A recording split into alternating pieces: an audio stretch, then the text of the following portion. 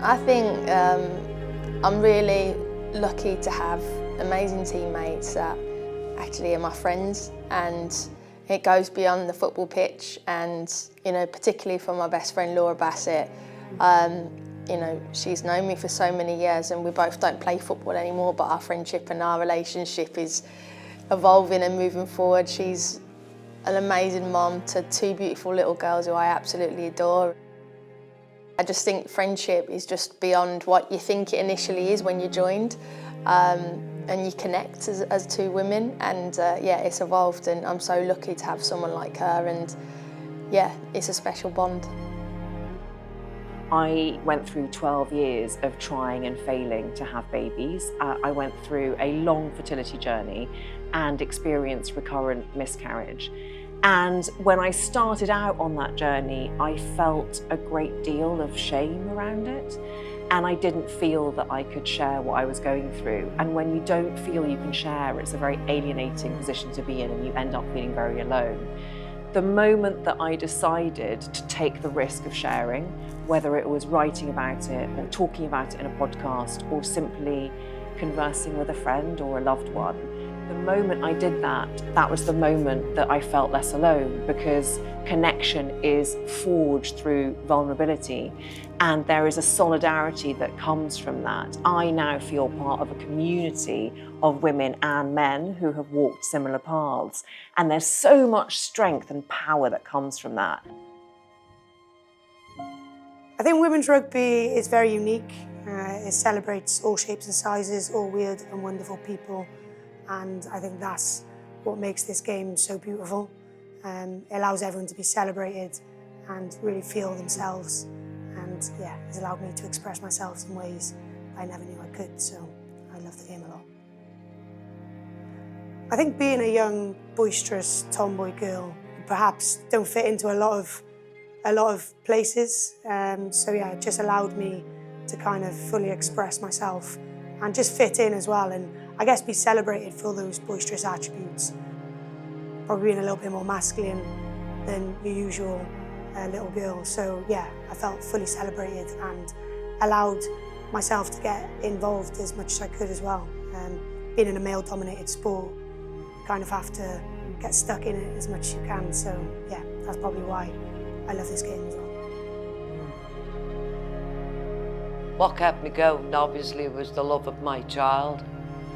But also, when you looked at the families, all of the families, the love that they had for their children and their husbands, their fathers, or no matter who they were so important, they were so precious, that we were determined to try and get to the truth of what happened at Hillsborough.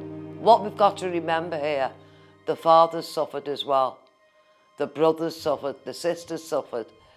They all suffered, but it always takes a woman to try and change things for the good. Because, as I say, I think the women are more determined. Men are more anything for a quiet life, is the way I'll put it. No one does anything on their own, no matter what the narrative, what the news report, what the headline. We all need to help and support each other. And so much opportunities, kindness, even people just reaching out and just another woman just go, we see you, we know what you're going through, and don't worry. Just that reassurance that we need to give each other is just really crucial. And I've had that peppered throughout my whole career. And certainly as a woman, I think there was a number of times where I felt that, I had set of situations because I had a young daughter where I needed to make sure that I was heard, I was visible, and I was present. And that's tough, right? You want to be there for your family, you want to balance all the things that are important in your life. And, I'd say that things are definitely getting a lot better with a lot of men taking paternity leave as well as maternity leave. But it's not just when you have the child, it's also when you're trying to be there, be present, not just for work, but also for family.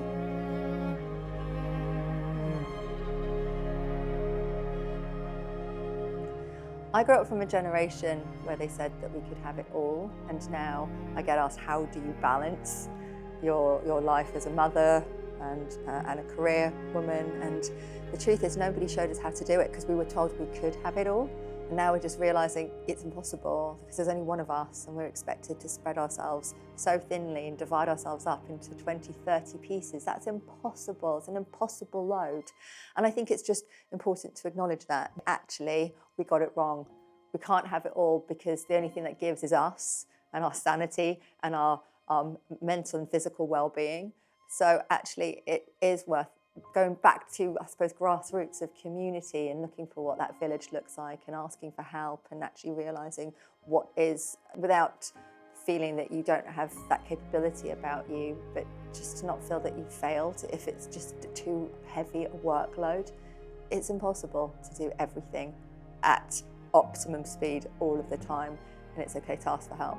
There are so many women I look up to.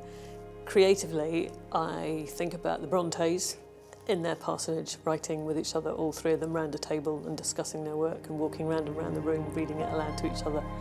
And I think if you know the disadvantages they suffered in life, and they still managed to produce those incredible books. So every time I feel hard done by because my computer's not working, I think, come on, buck up. The Brontes managed it.